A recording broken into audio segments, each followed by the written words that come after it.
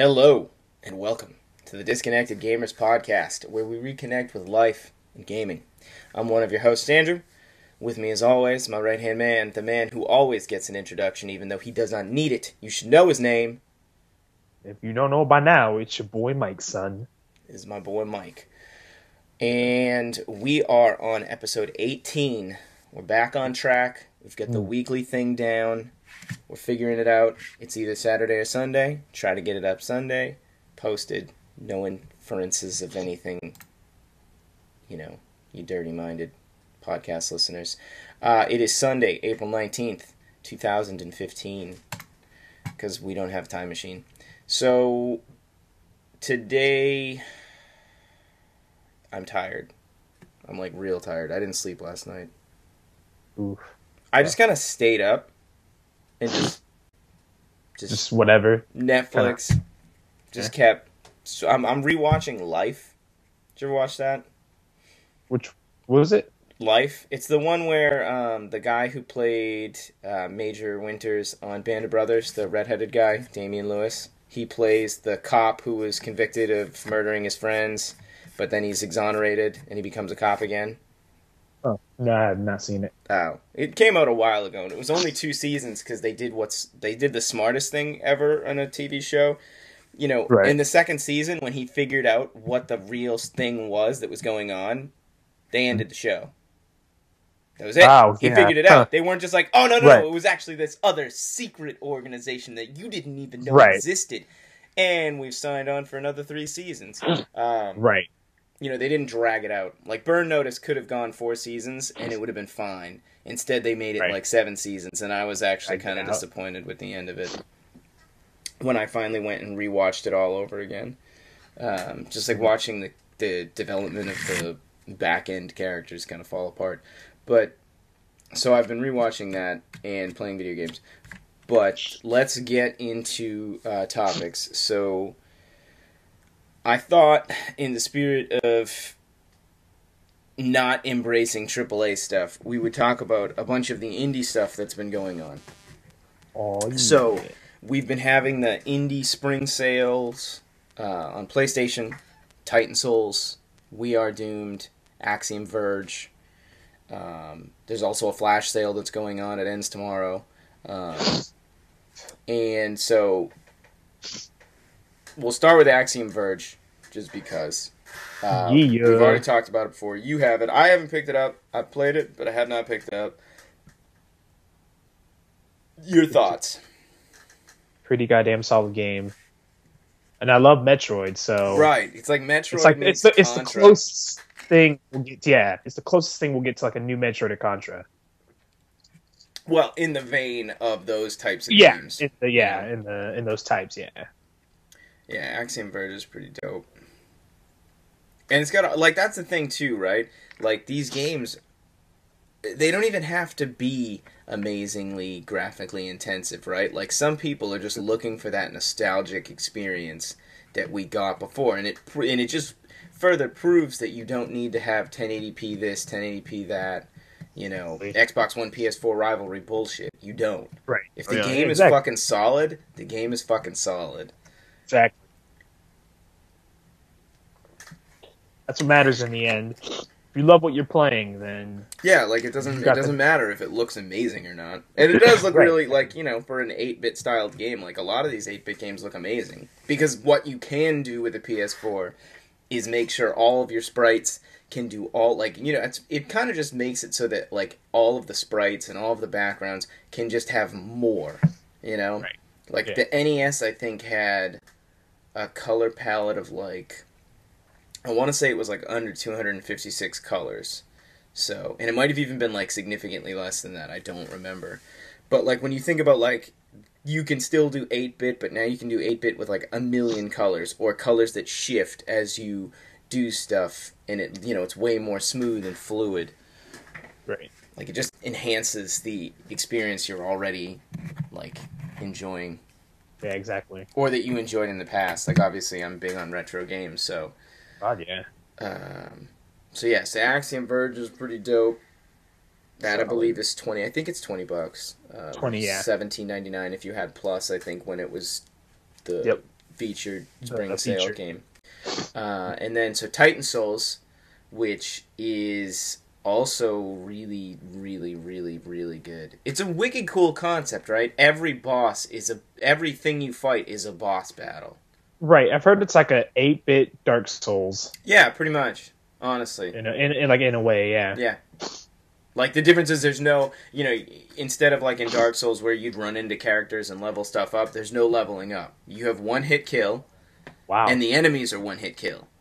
Interesting. And so you wander through the environments and you find the different titans, whatever. I think they're called titans because you take their souls.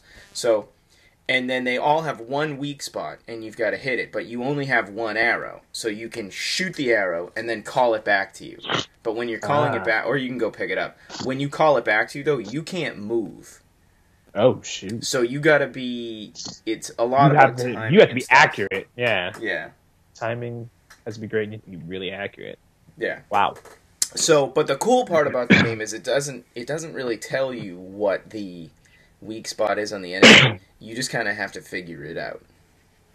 In most cases, it's very obvious. In some cases, it is not so obvious. So last night I was watching. That was actually what I was watching too. I had Netflix going, and Sancho West, who's a fellow PlayStation MVP, but he does a lot of Last of Us stuff.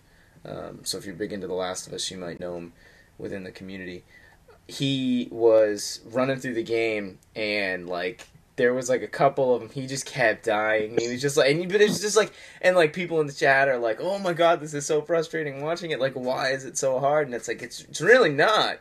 It is. It's hard per se, but it's just a matter of timing. It's a matter of knowing how you need to get the enemy to face you, or when you need to take your shot. And in some cases, you need to shoot the arrow and actually call it back to you.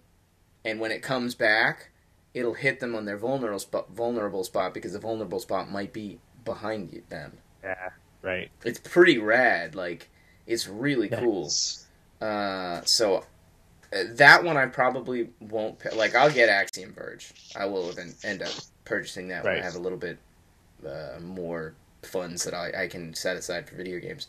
But Titan Souls I probably won't get just because that's a game that will frustrate me. Right, yeah. And there's only I think there's 17 Titans, or I think there's 16 Titans and then a final boss. So there's 4 different areas. There's the main area, then there's a lava area, then there's a snow area. So all the Titans kind of don't necessarily reflect the environment they're in, but they all have they're all different. They all have different characteristics. Some of them you just have to straight up hit them, but some of them you have to remove a thing and then you can hit them. So it's a 2-part, but every single Titan is a one-hit kill. Chip away some armor, but then you can finally take them out. Not even chip away armor. One of them is this fire blob, and it's got a crystal in its head, and you need to hit the crystal. But it shoots these little tar bubbles that explode. So what you need to do is it shoots the tar bubble, and you need to bring it close to the tar bubble so that the tar bubble explodes. And when it explodes, the crystal's available to hit, and then you just shoot the crystal, and that's it. That's it. Gotcha. But if you don't get it to hit the tar bubble will eventually just pop, and then you have to keep avoiding all the shit it's throwing at you and get it to do it over again. Oh, gotcha. But it is pretty rad, though. Some of the bosses are pretty cool. Yeah. There's one that's a Gyarados that jumps out of the water, and you gotta hit its tail, but it shocks the water, so if you're in the water, when it shocks, you just die. Oh, shit. Yeah. Check this game out. There's a Yeti, you gotta hit it in the butt. So there's what? Do you have a melee weapon, a sword or anything, or is it just a bow? Just one arrow. One single arrow that you can fire and call back to you. Oh, wow. Or pick it, you can go run and pick it up. And you can roll, that's about it. You can walk and, roll dash. Well, yeah, it's literally Dark Souls, Demon Souls, Bloodborne, but you only get one weapon and a dodge roll. And no upgrades of any kind. And every enemy is equally as difficult as the next. It's just a matter of figuring out what your method of taking them out is. Yeah. That sounds like a blast. Tons, right? Sounds like so much fun. That's the game that I actually got retweeted by PlayStation from. Oh, nice. when I was at PAX East this year, which is pretty dope. Nice. It's available for the PS4. It's also available on Steam. So if you're a Steam person, and that's the cool thing, like with a lot of these indie games, right? Like they're coming out on multiple platforms. Like they're coming out on PS4. Some of them even Xbox One, and most of them are coming out on Steam too. Like We Are Doomed, which we'll talk about next.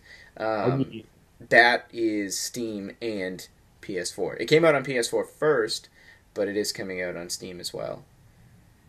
And it's just kind of cool that, like, where with Xbox indie stuff, I find there's more influence on exclusive to Xbox stuff. Right. You know? Because, like, The Escapists, which I've reviewed on the DGCast website, they had alluded that it was coming to PS4, but it had been on Xbox and Steam for, like, at least a few months before it finally came to PS4. Oh, wow.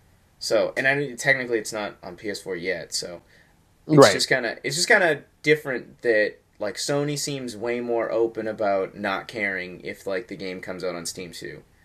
Like, true. It doesn't seem like they're as they're not butthurt. Yeah, it doesn't seem like they care as much if it comes out on Steam. Like, I don't think it hurts their bottom line. If anything, it might make people want to get the game twice. Right, exactly. You know?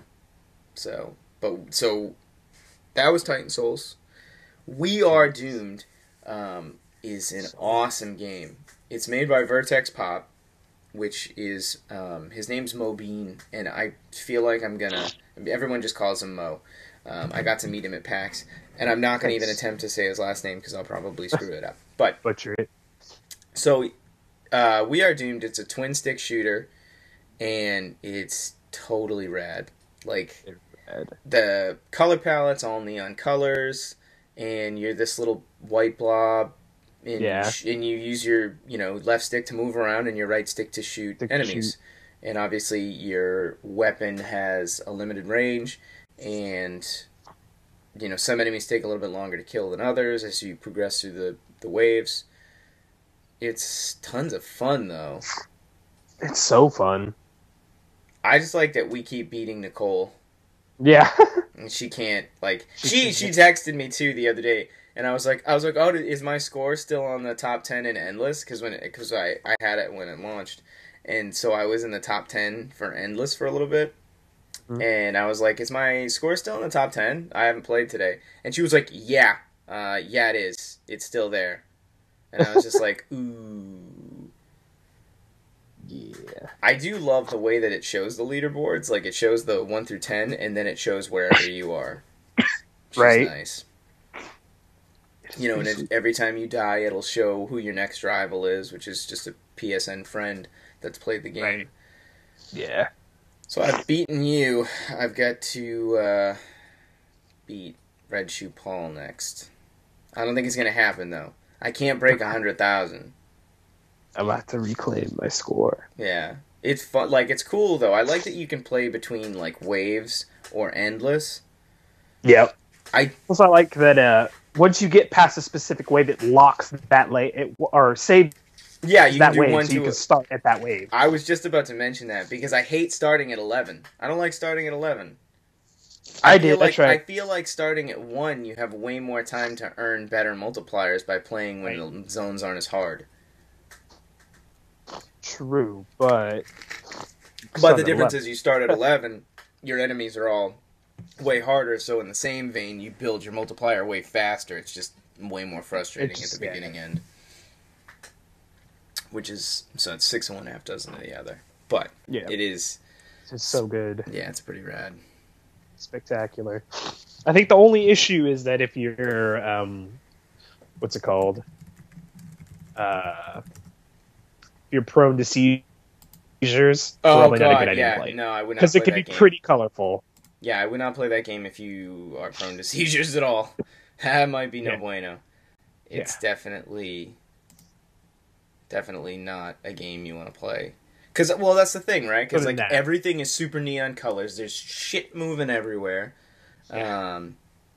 enemies that are popping in, enemies as they explode. I mean, even your like weapon, which I suppose is like a laser beam type thing. Like it's all these jagged shapes, but it's this these spectrums of white and blue and these fluorescent neons and greens and yellows. Like I definitely would advise not playing it if you get like motion sickness or seizures or anything like epileptic. I wouldn't play it.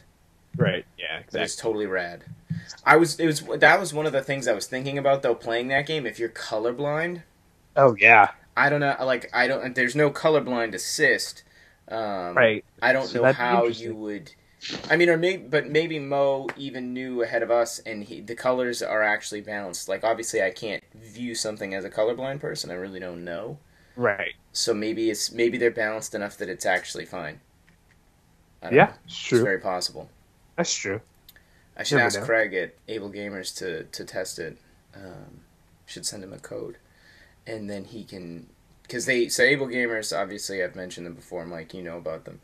They help gamers with disabilities, and they actually do gaming tests. And so, like, instead of like how I might play a game and review it and be like, "Well, story's pretty good," controls are tight, blah blah blah. Right. When Able Gamers does a game review, they actually review it based on if a person could play the game if they had a certain disability. Right. So things like, does it have colorblind assist? If it doesn't have colorblind assist, then it gets a negative, because a person who's colorblind might have more trouble discerning colors between different things in the game, like Destiny's Engrams, for example. And then they would also look at things like, does it have button remapping? Does it work with keyboard and mouse? Does it work with non-standard controllers, like, because they make customized controllers for people with mobility issues. That controller remapping is less of an issue now because the PS4's newest firmware update 2.50 allows for globally remapping the buttons. Mm-hmm. So that's less of an issue. It's still a big issue. It's true. Like games like Infamous Second Son, right? To start the game, right? You can't press options. You got to shake the can. You got to shake the controller like a can. That's really hard for some people with mobility issues to do, aka rendering the game impossible to play. So, I might see what Craig has to say about We Are Doomed, given the colors. Yeah, it'd be interesting. Be nice to know. Yeah, but again, even still, like, I, as a person who, doesn't have any disabilities, I would never think about that. I wouldn't be thinking about a game when I play it like, oh man, I'm going to buy this game and not have any issues. I've never purchased a game wondering if I would be able to play it. Right? Like, motion controls are gimmicky, but I wouldn't be like, I can't do this, right? And it's nice that Able Gamers has this resource for these people, for anyone, to look at and be like, oh, well, I don't think I can do that because, maybe you broke your hand and, like, your hand doesn't work the way it used to, or just you have a disability, whatever the case may be. It's nice that that's a resource for you, and you can go and look at the games that they've tested, and even the fact that in some cases they can work with the developers before the game is made to be like, hey, you need to include this as a thing. You need to put this into the games so that everyone else can play too. Right, exactly. So, kind of a tangent off of We Are Doomed, but it's just another thing to think about. So, it's true.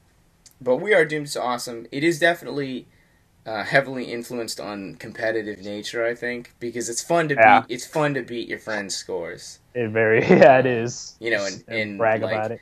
What's funny is I have the pictures on my phone still from PAX East when I took a selfie when I was like, "Come beat my score," because I had like 32,000, and that was double the highest score that anyone had played at that point in time. And like literally 2 seconds after I tweeted it, the kid who sat down after me got like 60,000 points, and I was like, "Son of a bitch." And so I wanted to sit down and beat the score, but I was like, I have other things I have to do. But like I was like so into wanting to get back and beat that kid's score. Nice. Like, I still don't know how somebody has like 700,000 points in Endless. It's like blows my mind. I finally learned the secret though. You gotta super beam and collect the diamonds as you go, because it recharges the super beam while you're using it. So if you can get like a massive run on your super beam, you get the multipliers. Plus, you can just wipe out everything on screen. It's true. I didn't even think about that. I'm gonna try that after this. Yeah, wait. Like, that's the thing. I'll get my super beam charged, and I'll keep picking up diamonds, and then I'll wait until I wipe the screen, and the next set of enemies spawn in, and that's when I hit the super beam. So that I can wipe that whole pane out, pick up whatever diamonds drop, and then I get a whole new set of enemies. And then that way you can kind of keep them, keep the enemies spawning. Because otherwise, if you just wipe out the last, 10 enemies on screen, you're going to eat the time of your super beam while the next set of enemies spawn in. So you got to call it, right at the beginning of a wave spawn, and then just go ham. Or do it, it works better in endless, because it's endless. They just keep spawning, there's not a lot of delay.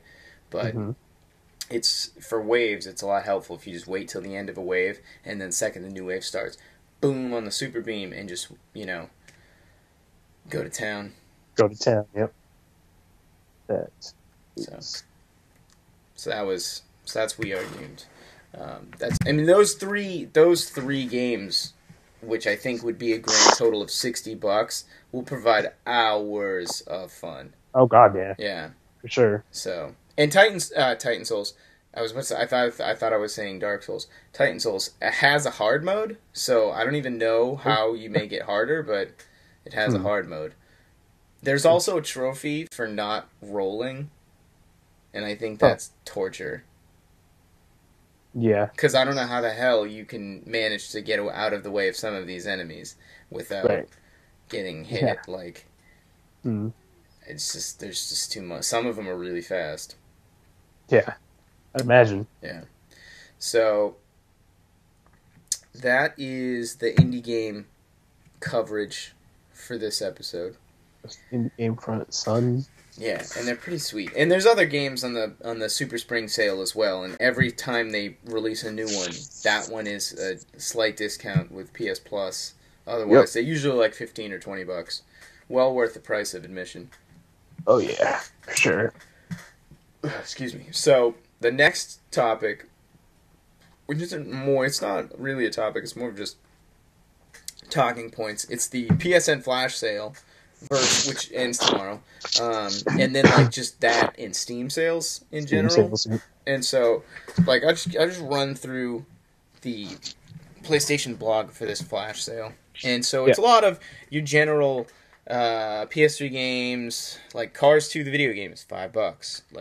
Bayonetta. There's some triple games in there, yeah. Bayonetta, $8. Battlefield Bad Company 2, $6. Anarchy Reigns, $5. PS3, blah, blah, blah. Duke Nukem Forever is $4. That was free on PS Plus. And it's not, I'm not picking on the game. It's not worth $4. Or no, was it Duke Nukem Forever, or was it the other Duke Nukem? Duke Nukem Forever. Okay, I couldn't remember. Yeah. Double Dragon Neon is $2. Hype. I know, right? I would pick it free, up, but I would pick it up if it had multiplayer. I thought it was couch only. Isn't it couch only? It's couch only. Yeah. So, they said they were going to patch in online multiplayer, but I guess not. Yeah, my guess is they probably were and PS4 has been out for a year. We don't care. Yeah, pretty much. Patch it into PS4 and give it multiplayer, and then I'd buy it. Hotline Miami, $4. Double Dragon Neon remastered.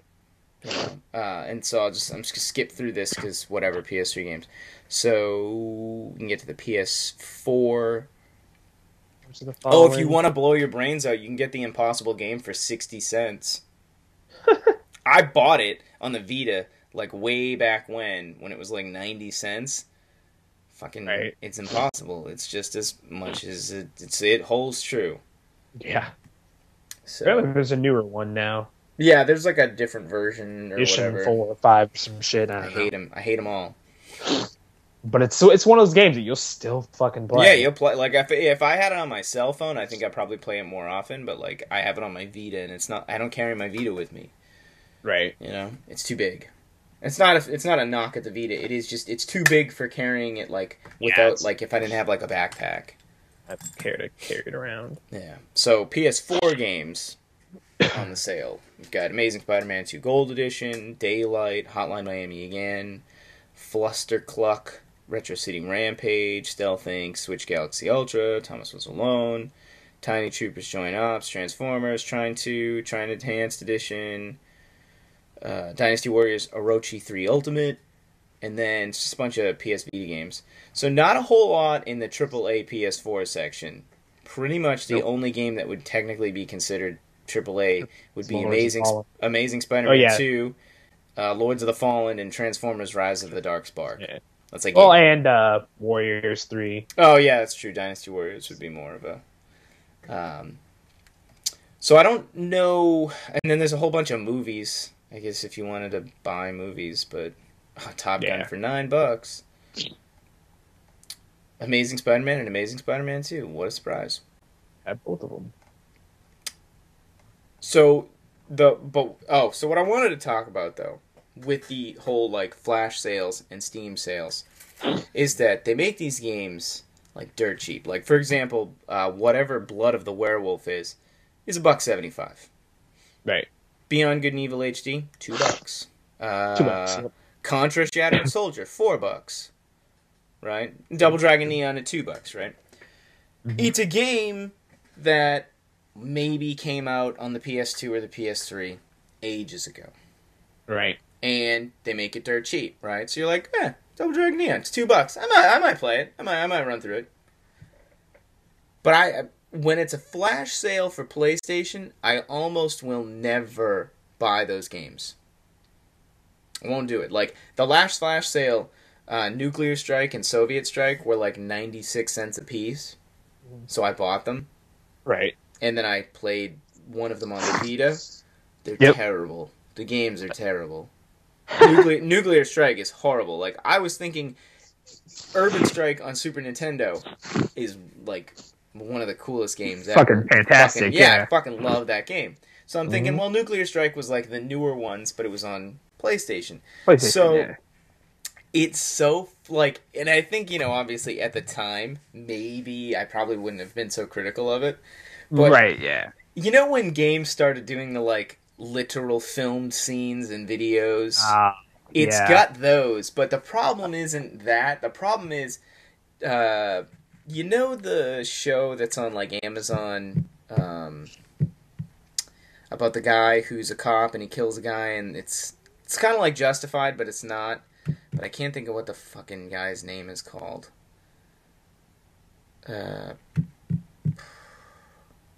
Anyways, that guy is the guy in the videos.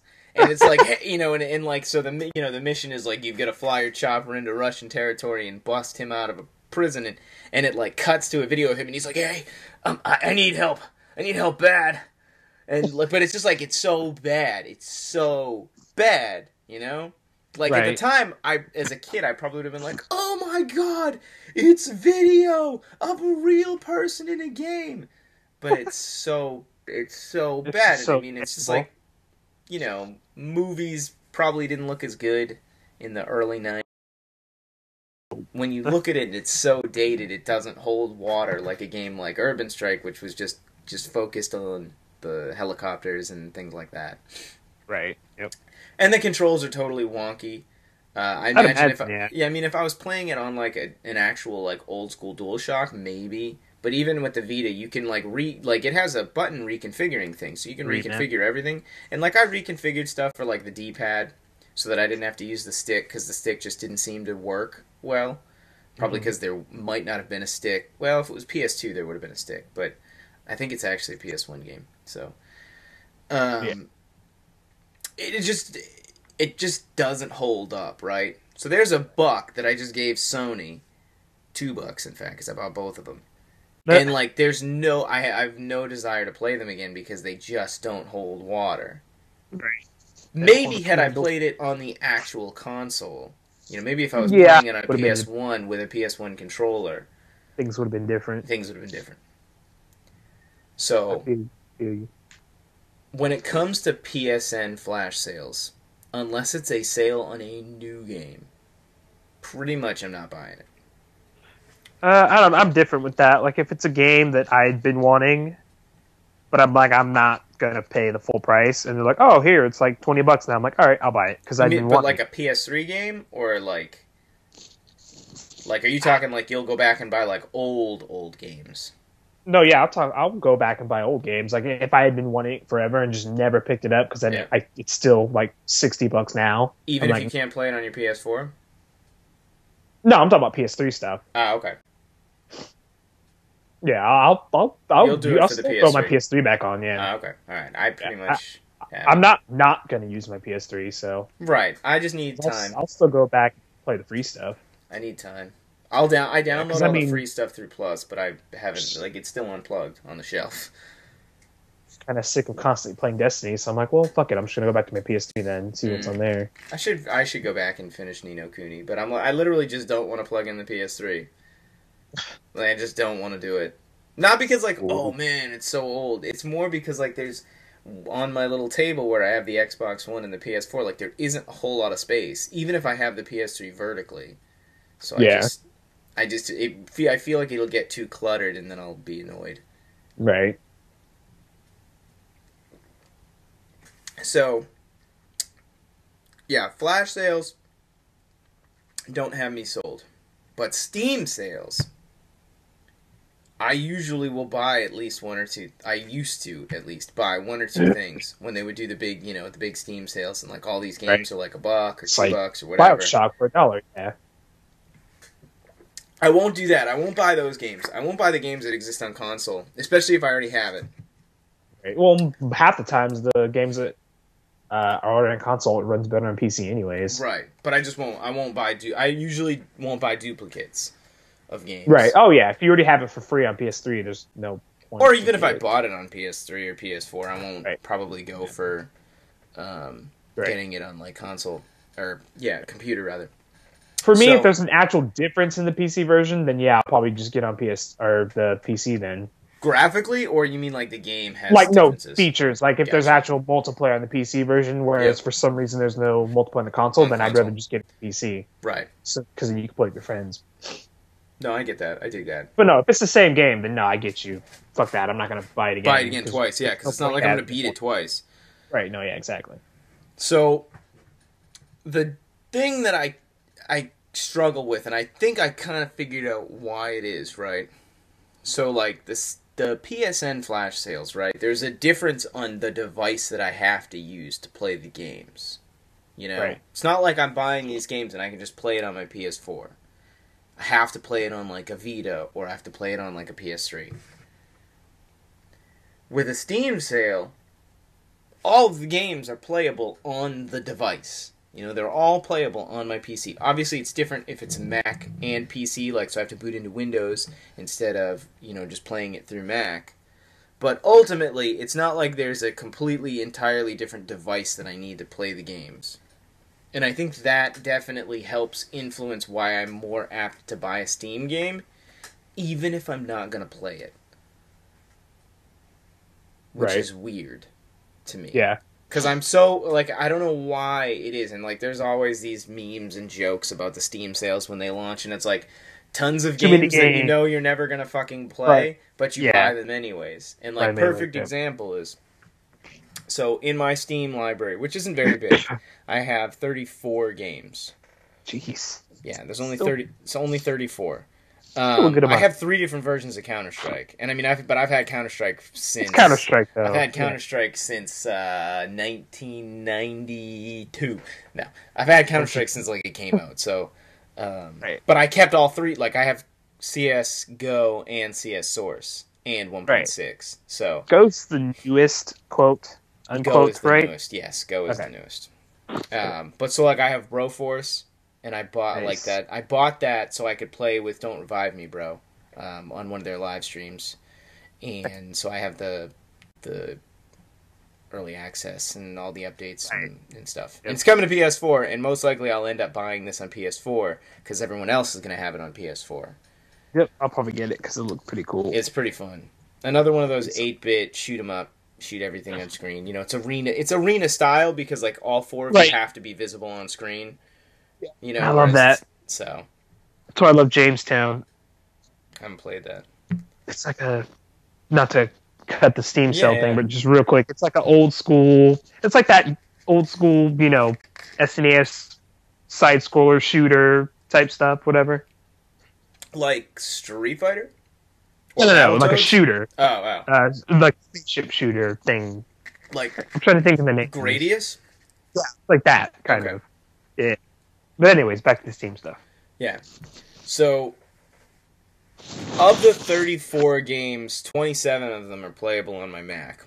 And only, 15 of those are installed. And then, you know what, it's kind of tough, too, because, the way that... Because when you had to buy Counter-Strike back in the day, you needed Half-Life. So, because Counter-Strike was a mod for Half-Life. Yep. So I also have Half-Life Deathmatch, Half-Life Blue Shift, Half-Life Opposing Force, and Half-Life Source. Because Half-Life Source came with Counter-Strike Source. But as an example, though, games that I bought that were Steam sale games, right? Halo Spartan Assault. I've never even played it. Right?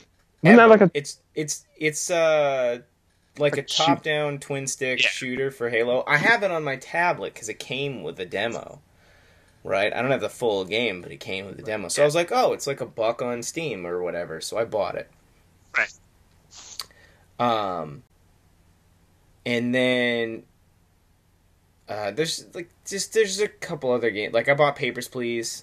And that's a game I actually played for a bit. I remember you played that for a little bit. Yeah. I only have 5 hours into the game. I talked about it, yeah. But I did play, because I used to just play it every night for an hour or two. But that's only 5 nights, basically. So I played it for I bought it and played it for a week and then stopped. Right. Even Insurgency I'm having issues with. I don't know if maybe I need to uninstall it and reinstall it, but it just constantly crashes on me. But it crashes on me on Mac. It doesn't crash on Windows. But usually I just want to play a match or two, and I don't want to deal. I don't want to boot out of Mac and boot into Windows to play one match. Yeah, because I really just hate Skype on Windows. It's better. It's way better than it used to be with one of the latest updates. But I just hate the interface of Windows a lot, and I just don't like how it's not as... I don't know. Mac just seems... It's not like I'm a Mac fanboy, but it is... I'll never get used to Mac. It's just simple to me. Mac is just fucking weird to me. Yeah. I don't know. I believe it. It's weird. I have no problem with PC at work, but it's because it's a desktop. So, the keyboard and the mouse are, made for that. My MacBook keyboard is not made to be a Windows keyboard. So it just kind of throws things off. But, now that I have an actual... gaming keyboard and mouse, it makes life a little bit easier when I'm trying to play. I'd imagine, yeah. Because now, the Windows button is actually where the Windows button should be, and it's obviously just a bigger keyboard in general. The fucking chiclet keyboards on MacBooks are not ideal for I'd imagine playing games. So it's whatever. Maybe I'll start being more proactive about booting into Windows. But the other thing I was thinking is I might buy one of the Alienware Alphas. Which is basically just a Steam machine, but it's Windows 8.1. It's a full PC. Oh, yep. So you can use it in the... Because remember we were talking about this last week, how you were at that gaming bar and they had the Steam machines that were set up? Yep. Yeah. So that's what the Alienware Alpha is, basically. I guess when you boot it up... I think that's basically what they have, yeah. So when you boot it up, it says, do you want console mode or, desktop mode? And so, obviously, desktop mode is just Windows 8. So you can still run Origin, you can still do your Photoshop and your Word and your Office and all that shit. If you do console mode, I think it's just Steam Big Picture. Which means all the games that I have, all 37 of them, or 34 of them, I can now finally play. And I can put them on my TV instead of my laptop. True. Which is pretty sweet. And then that makes life just... a little bit easier, and it might make me more apt to play my Steam games rather than always going to console. And the thing is it really is more simple. It's just simple for me to I walk upstairs into my room, I grab the remote, I pop the TV on, I pick up my controller, I pop the power button on the, PSN thing, and then, I put my backpack down, I plug my laptop in on my desk, and by the time my laptop's all plugged in and, fired up, the PS4 is on, the TV's up, and I can just start playing. Right. Or throw Netflix on, or, whatever. it's different because like I get home and usually like I still have Photoshop or Illustrator up on my laptop and like work. I open my laptop. I gotta save progress and whatever I'm working on. Close everything out. Then open up Steam and then start playing. And like I don't have the fastest laptop in the world, so it's not like it's not slow, but it's just not the same experience. I also don't like. I don't know. It's weird. I don't like sitting at a desk and playing video games. Yeah, I'm just so used to being sprawled out on my bed and got my controller in my hand and just going from there. Yeah, that's my thing. It's just like I play video games from my bed or standing up, which is a weird thing to think about, but I almost always play video games standing up now. Really? Yeah. I don't know, it's something about my TV. Remember I had the fucking Goliath TV before? Oh, yeah. So when I used to play video games with that, it was easier to sit up against the back wall of my room because it was the furthest way I could get from the TV to play. So that's where I would sit. And then sometimes I would just stand up because the TV was so big, and then I could center myself with the screen because I was always sitting below. I'm always sitting below the TV, no matter what I do, because the TV's on my bureau. And so now, because the TV is much smaller, and it's 42 inches, but when you go from 65 to 42, it's a big difference in the size of your TV. That's not like a humble brag or first world problems. It just is. It's just the thing. So when I'm now playing video games, if I sit up against the back wall because I'm basically blind, it's actually not. I'm not as aware of like small details. So like when I play like We Are Doomed, for example, I can't play far away from the TV. I can't sit up against the back wall and play We Are Doomed because the sprites are so small and like the distances between characters as you're zipping around with all the colors, like it becomes too hard to kind of stay precise. So I usually am standing up, and I'm like 2 feet from the TV when I'm standing up. I'm not like up against the screen. Right. But but if I'm watching TV or I'm playing like Destiny, I'll sit up against the back wall. That's not a big deal. But like certain games, like I've got to, like when I play Hardline, I have to stand usually. Or like what I've now started doing is my desk chair that I'm using right now to sit at my desk and record this podcast. I actually will put that in between my bed and the TV, and I'll sit in the chair and just kind of lean back and play games that way. So I'm still like probably 5 feet technically away from the TV, but it's just nicer to be a little bit closer, as opposed to like sitting on the edge of your bed, which just isn't comfortable. Because like then you have to keep your back up because you have nothing to support yourself. When I'm sitting up against the bed, like my wall, I can lean up against the wall and it's like less, over time it's not as bad. Which is weird because when I stand, it doesn't bother me at all. If I just stand up and play games. Right. So, I don't know. It's weird. It's like different games, different resting positions. No, yeah, I get you. Like sometimes I'll do this weird thing where like I'll have the controller in my hands and I'll have it behind my head, and I'll be laying down and play that way. Really? Yeah, like I don't know. Sam does the same thing, and I'm like, I've done it too. I can do it in Destiny. I can't do it in anything else. Yeah, it depends on what I'm playing. Yeah. Usually, I have my controller like down, like just like my arms are just kind of down. I'm not like I don't hold like my hands up. I'm just kind of just chilling. Some people riding bikes down my neighborhood. Some punk kids. I should just yell at them. Hey! Get out of here! Don't you litter! I see you! Motherfuckers! Yeah. Start screaming at these kids riding their bike. Yeah, I don't know. It's video gaming, being comfortable, Steam sales. So I'm in the process of starting to save up funds towards a Steam, and that's why I don't think I'm going to buy a whole lot of video games right now. Fair enough. I'm going to hold off on buying games, and then buy the least expensive Steam box, or the least expensive Alienware Alpha, I should say, which is $450 on Amazon. So it's basically like buying another game console, but the advantage is that it's a full PC. True. So that's kind of nice. And it has a 2 gig graphics card, so I'm actually curious to know if I put it in desktop mode. I wonder if I could stream with it and it would be okay. I think it probably would be, for just not, obviously not like the highest quality, blah blah blah. But I think it actually would be okay as a streaming machine too, which would be kind of nice. Because I think it would just be better than using my laptop like I used to. Because I just think it's more. One, it has a dedicated graphics card, right? And it's not like my laptop's a dual core i7. This would be a dual core i3, but it's actually a slightly faster processor. So I don't know. I would love to just review it and test it out and see how it works, but Alienware doesn't respond to me, so Alienware doesn't give a fuck about me.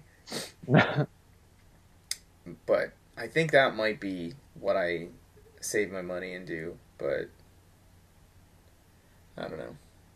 Steam's tough because I feel bad because like there are tons of games that come to Steam that don't necessarily come to console, and I want to be able to play them. So I don't know. Yeah, it's just like, it's like I don't want to sit on my. It's weird. I don't know. I can't get into the games on a laptop. Maybe is what it is. Like, right. Not like I used to. Yeah. And the thing with most PC games is half of them now have controller support, so you don't have to use a mouse and keyboard anymore. Yeah. Use my Xbox One controller. So, but then when it comes to that, it's like, well, then why even bother? I might as well just get it on console if that's if it's on console, yeah. Yeah. And in that specific instance, my consoles are far more powerful as video games machines as my laptop, Right. Like, it would be different if I had like a beast mode PC, then I probably would play more games on it because it would probably run them better than the PS4 or the Xbox One does. Yeah. It's true. Too many things that I want to spend money on right now. Not enough money to spend it. I want to buy. Well, I don't know if we're gonna. Are we good on video games? Can we go into random bullshit? I think we're good on video games. Welcome to Andrew Rants on the DG Cast. No, I really want to buy a welder. It's like such an. I want to. Last time I welded was in high school. Yeah, we welded like once in college. Like we just like most of the kids when I went to RIT rather. Right. It's we were in mechanical engineering, so like welding was a process we had to be familiar with. We weren't, we didn't have to be welders. It didn't matter because ultimately you wouldn't be a welder as a mechanical engineer. It's just a matter of knowing the process and what you can do with it and how it would apply to whatever type of job you're doing in the future. Right. But like most of the kids could weld, and I was like me and like 3 other kids in a class of like 20 had never welded before. I've been around it. Because, like, my high school didn't have a shop class. There was no shop class. Yeah. So, like, of course, they show you the darkening helmets, and they show you the thing, and they're like, all right, we're just going to weld, like, 2 pieces of metal together. Like, it's pretty fucking cut and dry. Like, dude, then they're, like, they're just straight, like, clean pieces of metal. It wasn't even like we were trying to do, like, rusty cars or, like, just jagged shit. Like, we had 2, like, flush pieces of metal, and I got the fucking welding gun stuck to it. I couldn't get I fucking started welding and, like, I guess I don't know if I pushed too hard or, like, I wasn't going fast enough, and then, like, I stopped. Because, like, they're like, don't do, like, a continuous line, like, you gotta, break and do little bits and go in, like, a sequence for, like, heat dispersion or whatever.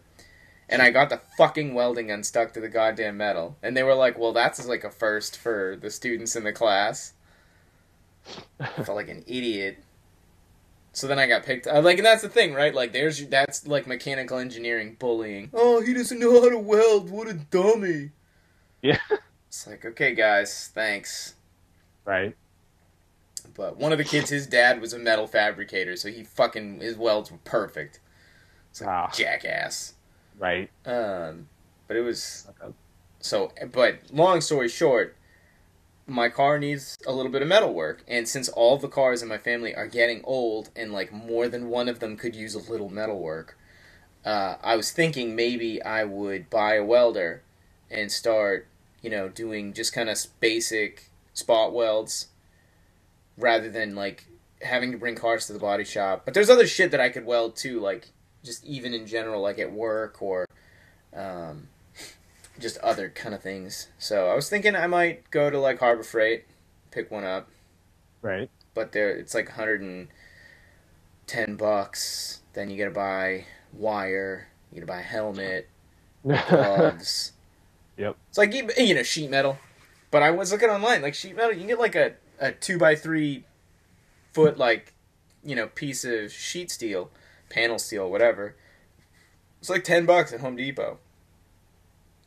I'm like, that's not bad, because like I don't know how much it buy. I mean, I know a body shop wouldn't be cheap, but like if I buy like a piece of sheet metal and I can patch like 4 areas on my car, like $10 in metal and like $120 for the welding stuff, and then like all the whatever accessories and shit. Like I feel like if I spend a grand total of like $300, that's probably maybe less than what it would be to have all that stuff fixed on my car.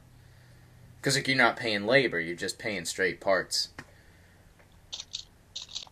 But I mean, they'd probably be way better at it, but for the future, just want to do something outside. I don't know. Yeah, something different. Something different. Yeah, it's just like it's like one of those. It's just a random skill that I would like to be good at. I'd like to be able to be like, yeah, I can weld that. I can put that. I can fix this broken metal thing. Bond 2 alloys together. Harness the power of heat. What are you doing? Oh, sorry. Type in to my friend real quick. Because I'm like, what is that? I'm like, what is that noise? Thought you were like breaking open like a pack of bubble gum, like the little clicky things. You can keep typing if you need to. I was just curious what it was. Oh, no, yeah. Because I can't grab my phone to text him back, so I'm like, well, because that'll ruin the call. Oh, that's right, because you're using the phone now. I think that I hopefully have eliminated the ability for my mic to be so sensitive, because one, I put a thing up against my door, my green screen, I just put it in front of my... It's not like it's paper and foam board, but it might deaden some of the sound that comes through the door. Right. And then I adjusted the sensitivity on my microphone through Skype. So we'll hopefully... nobody's home today, which is nice, so there shouldn't be any fucking noise in the background. But interruptions, yeah. At least this way, in the future, hopefully it kind of makes it less noticeable when people do shit in the background. But it is what it is. I mean, what have you been up to, non-gaming related? Work, and just hanging out with the crew. How's the cosplay stuff going? Still pretty good. They've got like a whole team thing figured out now since one of their guys or the head guy that they're working with, he's got some stuff he needs to take care of, so Sophie and Sam are like, they're trying to organize and help him figure it out better. Mm-hmm. So they put a game plan for him together and all that, and they're getting that set up. Yep. And then they're going to be featured, or Sophie and her friend, they're going to be featured cosplayers at a convention in Kansas City in August. That's fucking sweet. We'll go hang out there. It's Ultra Girls Cosplay, for those listening. Yep. You should check it out. That's pretty sweet. So that's good. I mean, that's good. It's going good for them, obviously. Yeah. They're doing big things, yep. Are they going to ever, like, expand the Ultra Girls cosplay lineup, or is it just going to be the two of them? I think they would rather just be two of them. Yeah. Yep. I mean, they'll still help people out, but in terms of the group, it's just those two, because it's something they started together. So, but I don't know, never say never. Maybe down the line they might decide to add somebody. Take another person under their wings. Yeah, I mean that's awesome. I mean, I see the tweets, I see the Facebook stuff. So I always try to retweet and share whatever I can do to help. Nice. I'm sure they will appreciate that, and they try to share our stuff and let people know about us. So yeah. So I hate how I always say I'm trying to get better at not doing that, but it's like awkward silence while my brain tries to catch up. Right. Try to find a better connecting word than just Yeah. I mean, I always go either right or yeah, so I need to find better words than right or yeah. I used to always say this thing, like, when there was a pause in a conversation, or, like, you were talking about something and somebody went on a tangent, and so my friend fucking every time we hang out, he always does it. He'll repeat it the second I say it, and I always go, yeah, so no. Like, because that's, you're in the middle of a conversation, you're like, yeah, so no, well, he was doing this thing, and because I got interrupted, and so now this is the story where I continue. But, right. Like, without fail, I always say, yeah, so no. But I don't know why that's the thing, but I used to say, I still do say literally a lot, but I don't. I'm trying to get better at not saying literally all the time, because, like, literally, I'm not dying. Right.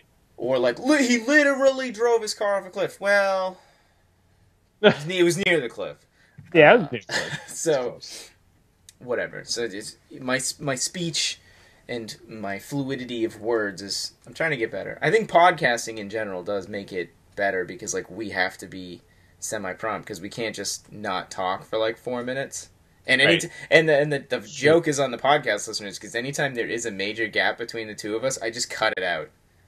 Right. I just edit it out, so it seems like we were just... It seems we're like boom, boom, boom, when in reality there was like a 30-second gap of talking. Yeah, we're just like, what do we say? Yeah, that gets cut out, and then it's just right into the next topic. I try to make it as simple as possible, though, when I do edits. And right. Only because it's kind of a pain in the ass to... Because I edit in GarageBand, which I have Cubase and Pro Tools, and I could totally edit in those. But the problem is like, I think GarageBand's a little dumbed down, and Cubase and Pro Tools are there's way too much. I want an editing program that's more in the middle. And I know a lot of people use Audacity because Audacity's free, and I've used it. I just don't particularly like it for one reason or another. Right. And so I put it in GarageBand. I have a file that's set up, kind of with all my settings, like where I kind of want them to be. And I put the audio in, and then I have to play it and like look for the sine waves where there's like a gap, just like dead space. Right. And that's where I know to cut things. I mean, I have to listen to it to get it. Yeah, that way you know exactly where it is, and then yeah, shift over the audio so it's all right. So right, so people don't know where. Yeah, we're being stupid, or like when I had to go downstairs and yell at people for making way too much noise, or get the dog to stop barking. Right. So, what I'm going to do, this will be the first episode that is I'm actually gonna post it to YouTube, to our YouTube page as well. So It'll be posted on the Facebook. It'll be posted on the website, thedgcast.com. It'll be posted on iTunes, because that goes with the website. Those two are simultaneously. Yeah. And then the only problem is I don't know that I can edit it in GarageBand and save it to a format that can be put in YouTube, right?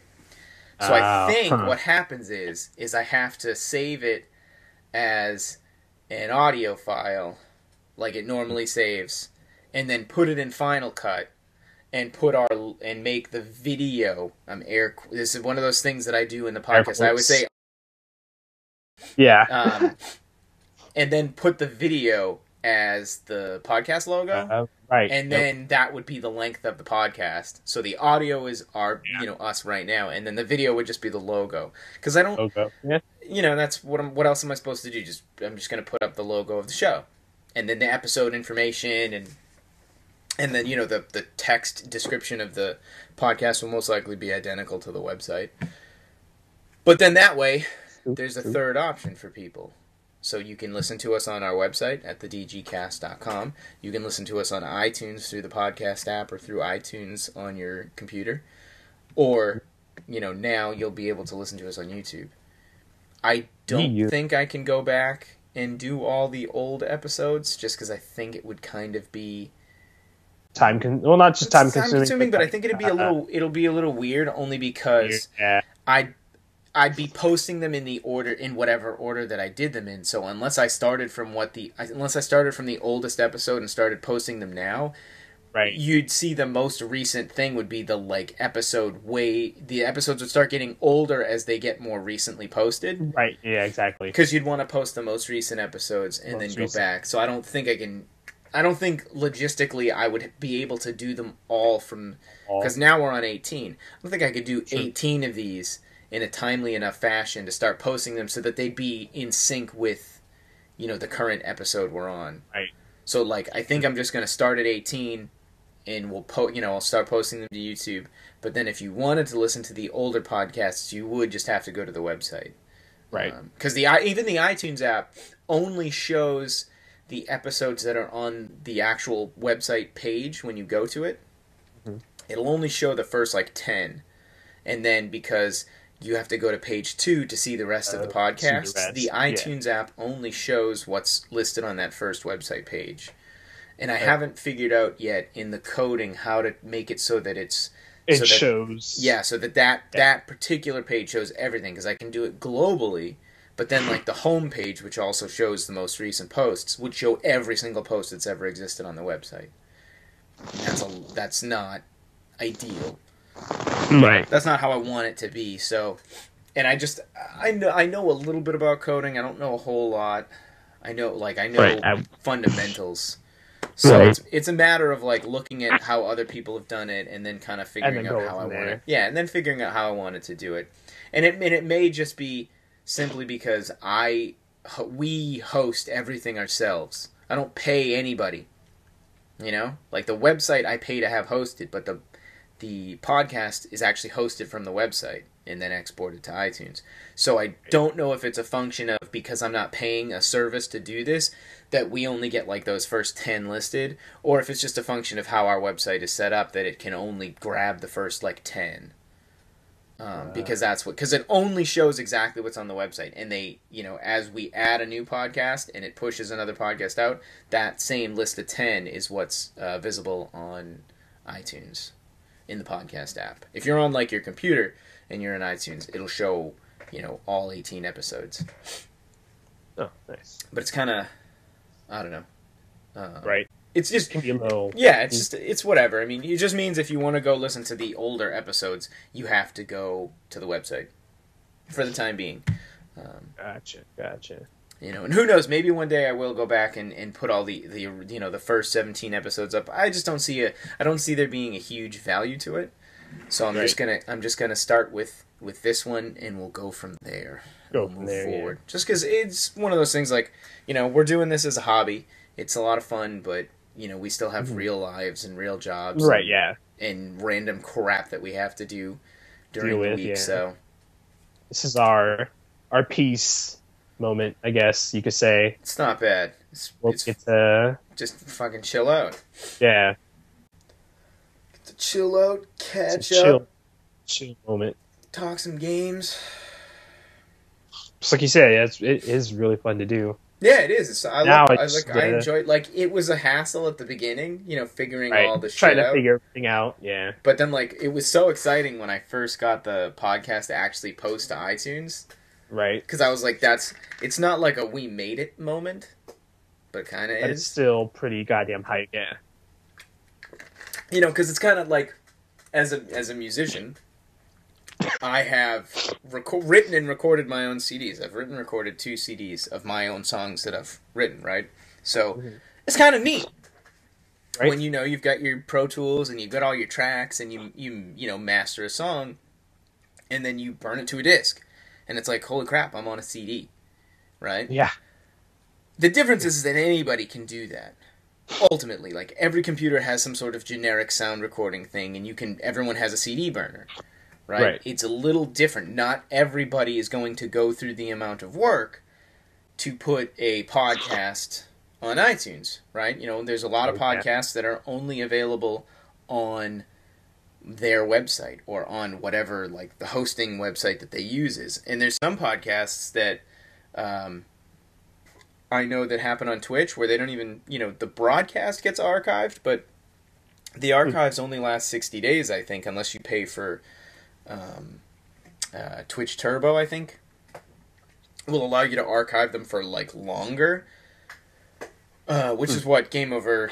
Well, I say Game Over Greggy. Kind of funny. They archive the broadcast for the 60 days, but after that, once the broadcasts, that's it.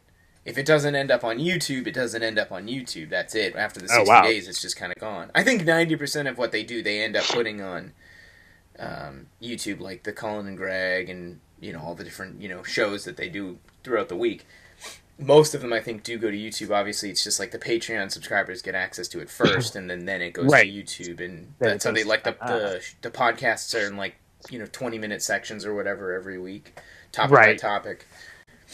So if you don't want to wait, you can watch it by paying like $1 or something. Yeah. So that's YouTube. You can watch it topic by topic, but you don't want to listen to it all at once or pay. Yeah, exactly. And that's it's a nice model. I like that a lot. Obviously, like if I thought somebody might pay $1 to listen to us a week early, like I would go and set that up too. But we're just not, we're not there, and it's kind of a weird thing too, because it means you almost kind of have to record your content and hold it a week, kind of. But it's because it means like we would record this and then I would post it tomorrow Monday. If you want to pay $1 for it. Otherwise, you have to wait till Friday. Yeah. And it just kind of seems weird. It's like, I'd rather record this Saturday or Sunday and then either post it Sunday night so that it posts live on Monday for your morning commute or whatever. It's true. Rather than just straight, like, post it early for one person and then at the end of the week, it's free.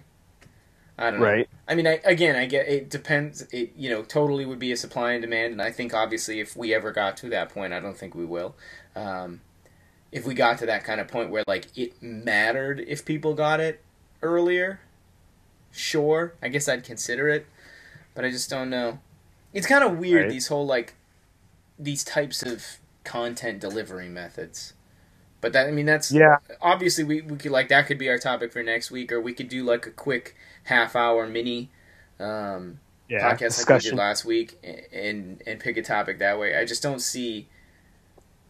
I don't know. It's weird because like I mean again I could talk for another hour about this, but just like things like partnered streamers and Patreon subscriptions and different types of gaming personalities and how they deliver content to us, right? And like how it's not a matter of whether or not the content keeps me appealed, but like there's an element of the second you make the content kind of hard for me to obtain, even if it's free, I respect what you do and I just stop paying attention. Right. And it's like I'm not asking for it to be given to me immediately. I'm not asking for it to be given to me now. I don't care if it's like low quality versions. Once you start making like the methods of getting things obtuse, I just can't. Like, and it's unfortunate too, because like you want to support all these people, but if there's no simple way to get everybody on the same page, and that's why I love the iTunes podcast app. All of the podcasts that I listen to are on the app, and if they're not, I probably won't listen to it. It's just kind of how it goes. And it's just it's because like I don't want to have to be locked at my laptop. Is really what it comes down to, because a lot of the things that I do at my laptop is pretty much just work. Mm-hmm. Obviously we do the podcast. The podcast isn't work. But generally speaking, I don't use my laptop for like anything other than just for Skype. That's like outside of work. Right. So it's like if I have to sit at my laptop to like enjoy gaming content of some kind, like it kind of pulls me out of the experience. So like I like that I've got my Twitter on my phone, I've got my podcast app on my phone, I can use Safari and browse websites and stuff. Right. And go through things. I can watch Twitch on my phone. And the app doesn't suck now. Nice. Which is great. But the second I can't necessarily get that content on my phone because like it's not, their website isn't mobile set up or something, which I think I might have just figured out how to get our website set up for mobile. So yay. Nice. It's basically like just the second the content becomes like a little bit harder to grasp, I just won't do it. And it's like it's unfortunate because I don't consider myself to be an incredibly busy person, but my time is valuable. Right. And I get really frustrated if I want to watch someone's content. Like, and it's happened to me with a few people with the way they've set up their Patreons. Like, you have to watch the videos through the Patreon.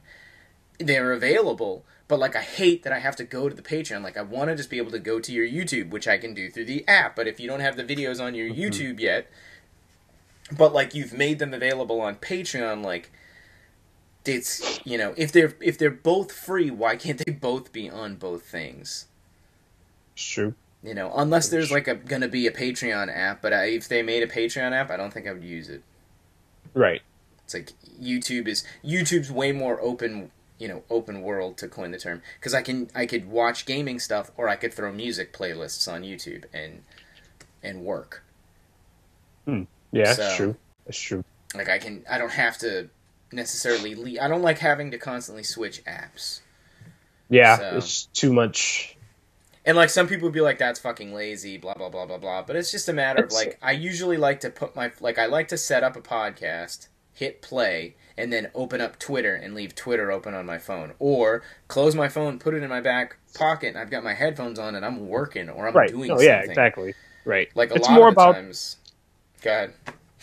I would say it's more about the accessibility, because you don't have too much, you know, clutter. So if you could just have one straight app or something like that just gives you access, it's easier that way. Right. Like you were saying, just throw your headphones on, boom, do your work, you got whatever in the background on your headphones, whatever, done. No issue. Yeah, I don't have to, like, stop and check something. Yeah, constantly. Exactly, yeah. And, like, people would be like, well, you know, that would be one of the times when, like, the Apple Watch might be a benefit, you know, if I could switch stuff when it was on my watch, it means I don't have to constantly keep going for my phone. True. But I'm probably not going to spend $400 on that watch. Probably not. If I was going to spend $400 on a watch, I would get a nice watch. I would not get an Apple Watch. Yeah, but that's a discussion for another episode. Yep. So, shoutouts. Oh, Dev of We Are Doomed. Oh, Vertex Pop. Yep, and I can do Mo's personal Twitter as well. So yeah, at Vertex Pop is We Are Doomed. And then, you know, if you check out Titan Souls, check out Axiom Verge. Again, we talked about Axiom Verge last week. So, those 3 indie games. But We Are Doomed is definitely the focus of this show. Because it is a super fun game, and I love the competitive nature. So, please check it out. Be cool. Please do. I also wanted to shout out somebody else, and now I can't remember who it was. It's such a bummer too, because it was when we were I was mid tangent in a discussion about gaming and stuff. I'm gonna have to just give me a minute to think about it. You know, maybe it'll come to me. If it doesn't, whatever. I'm also gonna shout out Sarah Joy and the PvP podcast and the Geek Mates, because Sarah does always shout us out. So I'm gonna start probably always shouting her out too, because she's awesome. They're awesome, and Ziggy Ziggs, Dave as well. Dave and Sarah. Both are awesome. Do the PvP podcast. Who the hell was the other person I was going to shout out? I swear it had to do with Steam, and I can't remember what it was, but it was probably something. It was a Steam dev. That's to say, yeah. So I don't know. I can't remember, but that's a good list of people to shout out. Mm-hmm. So I believe, as always, since I kind of always say the exact same end. That'll do it for the Disconnected Gamers Podcast, episode 18, and we will catch you on the flip.